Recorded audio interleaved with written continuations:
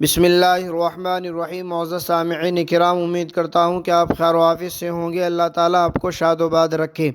ناظرین کرام، چاند گرہن یا سورج گرہن کے وقت مسلمان شرعاً کیا عمل کرے، اسی کی وضاحت کے لیے علماء دیوبند کا فتویٰ دیکھ لیتے ہیں۔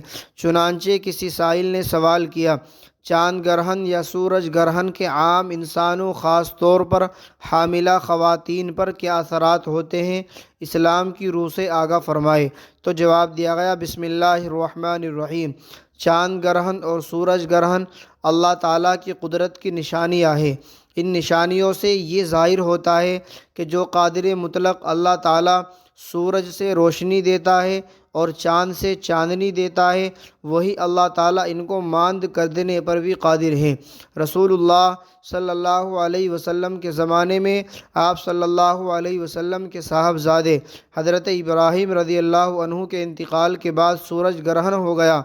اس زمانے میں لوگوں کا یہ خیال تھا کہ سورج گرہن کسی بڑے آدمی کی وفات یا پیدائش کی وجہ سے ہوتا ہے، جیسا کہ ابھی آپ صلی اللہ علیہ وسلم کے بیٹے کی وفات پر ہوا۔ تو آپ صلی اللہ علیہ وسلم نے اس عقیدے کی نفی فرمائی۔ بخاری شریف میں ہے۔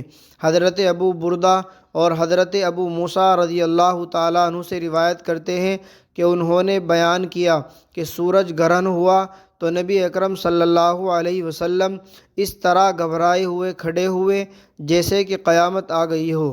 آپ صلی اللہ علیہ وسلم مسجد میں آئے اور طویل ترین قیام و رکوع اور سجود کے ساتھ نماز پڑھی۔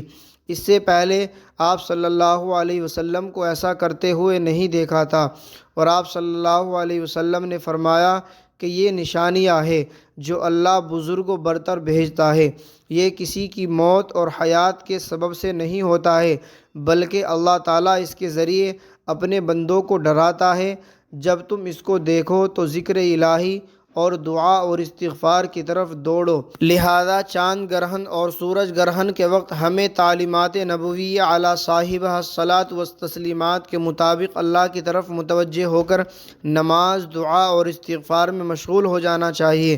باقی چاند گرہن اور سورج گرہن کی وجہ سے عام مسلمانوں یا حاملہ خواتین پر مختلف قسم کے اثرات پڑنے سے متعلق جتنے بھی من گھڑت وہم اور وساوس عوام میں مشہور ہے، ان کی شریعت میں کوئی اصل نہیں ہے۔ وہ صرف اور صرف لوگوں کی پھیلائی ہوئی من گھڑت باتیں ہیں۔ اس لیے سورج یا چاند گرہن کے وقت ایسی باتوں کی طرف دھیان دینے کے بجائے نماز اور استغفار اور دعا کی طرف توجہ دینی چاہیے۔